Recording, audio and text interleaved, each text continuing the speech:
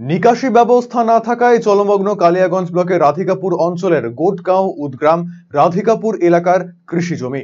ফলে তীব্র সমস্যায় পড়েছেন কৃষকেরা। তাদের দাবি, জল নিকাশির জন্য সীমান্ত এলাকায় বেশ কয়েকটি কালভার্ট রয়েছে। বর্ষার সময় সেই কালভার্টগুলি দিয়েই বাইরে চলে যায়, কিন্তু গ্রীষ্মকালে নিরাপত্তার দরুন কালভার্টগুলির মুখ বন্ধ করে দেওয়া হয়েছে, আর এতেই জল বের হওয়ার রাস্তা প্রায় বন্ধ। ফলে বৃষ্টির জল জমছে বিস্তীর্ণ জমিতে, আর এতেই ব্যাহত হচ্ছে চাষবাসের কাজ। জল বেশি দিন জমিতে রয়ে গেলে ফসলের ক্ষতির আশঙ্কা করছেন কৃষকেরা। বিএসএফ কে বারবার জানালেও কোনো সমস্যার সমাধান হয়নি বলে অভিযোগ কৃষকদের। বাধ্য হয়ে প্রশাসনের দ্বারস্থ হয়েছেন এলাকার কৃষকেরা। ব্লক প্রশাসন এবং জনপ্রতিনিধিরা বিএসএফ এর সাথে আলোচনা করলে শনিবার দুটি কালভার্টের মুখ খুলে দেওয়া হয়। ফলে কিছুটা হলেও স্বস্তির নিঃশ্বাস এলাকায় কৃষকদের। এই বিষয়ে জেলা পরিষদের পূর্ত কর্মাধ্যক্ষ নিতাই বৈশ্য বলেন, কৃষকদের কাছ থেকে অভিযোগ পেয়ে সমস্যা সমাধানের উদ্যোগ নেওয়া হয়। জানা গিয়েছে দুটি কালভার্ট খুলে দেওয়ায় কাঁটা তারের ওপার দিয়ে টাঙ্গন নদীতে গিয়ে মিশবে জমির জমা জল।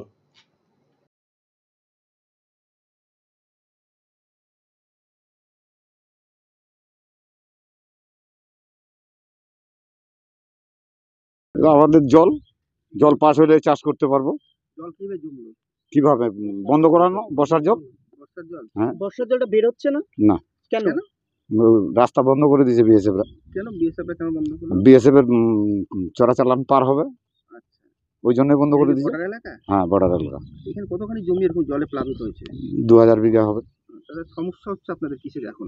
এই তো চাষ করতে পারতেছি না। তো স্থানীয় প্রশাসনকে জানাননি আপনারা?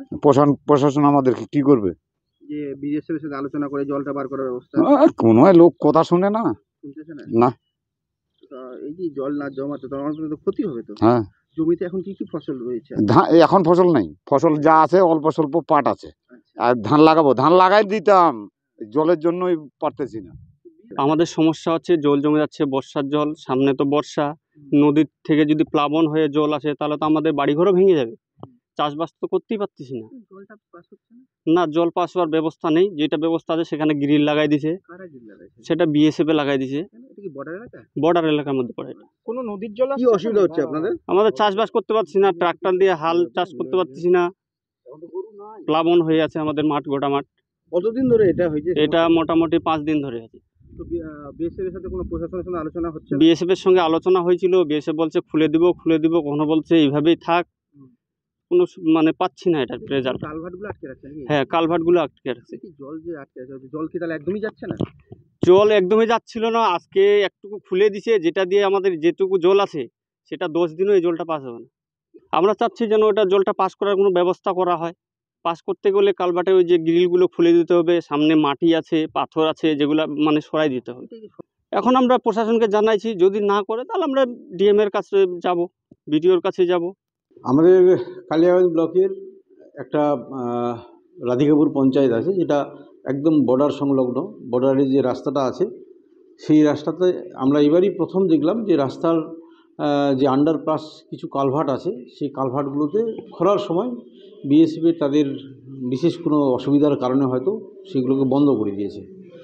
বন্ধ করে দেওয়ার ফলে আমাদের গোটগা, তারপর উদগ্রাম, তারপর হচ্ছে মালজুম ইত্যাদি বিস্তীর্ণ এরিয়ার জল যে কালভার্টগুলো দিয়ে পাস হতো আর কি, নর্মালি সেগুলো সবগুলোই বন্ধ হয়ে যাওয়ার ফলে পুরো জল স্ট্যাক হয়ে যায়। প্রায় 700-800 বিঘা জায়গার জমিতে বৃষ্টির জলটা জমে যায়। যেগুলো বীজতলা তৈরি করেছে কৃষকরা, সেগুলো নষ্ট হয়ে গেছে। কৃষির মরশুম চলছে, ধান লাগাতে হবে, মেলা অনেক জল জমে আছে। তো গতকাল থেকে 3 দিন থেকেই কৃষকরা বিএসএফদের সাথে কথা বলছে, কিছুতেই কোনো সুরাহা হচ্ছিল না।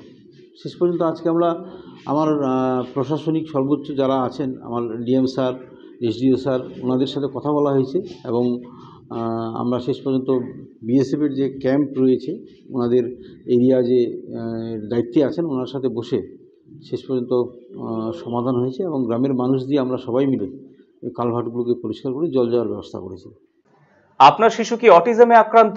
বয়স উপযোগী কথা বলছে না, ঘাড় শক্ত হতে, বসতে বা হাঁটতে সমস্যা হচ্ছে, অধিক মাত্রায় চঞ্চল এবং মনোযোগের অভাব হচ্ছে, ডাউন সিনড্রোম রয়েছে, বন্ধু বান্ধবের সাথে মেলামেশা করতে সমস্যা হচ্ছে, লেখাপড়ায় অনীহা দেখতে পাচ্ছেন? এই সমস্ত সমস্যার homeopathy physiotherapy, occupational therapy, special education, behaviour therapy, speech therapy, counselling এবং গ্রুপ ক্লাসের মাধ্যমে সমাধান করা হয় সেবানিকেতনে। সেবানিকেতনের ঠিকানা উকিলপাড়া রামকৃষ্ণ সরণি, রায়গঞ্জ। Mobile number 7001564854, 9932716619।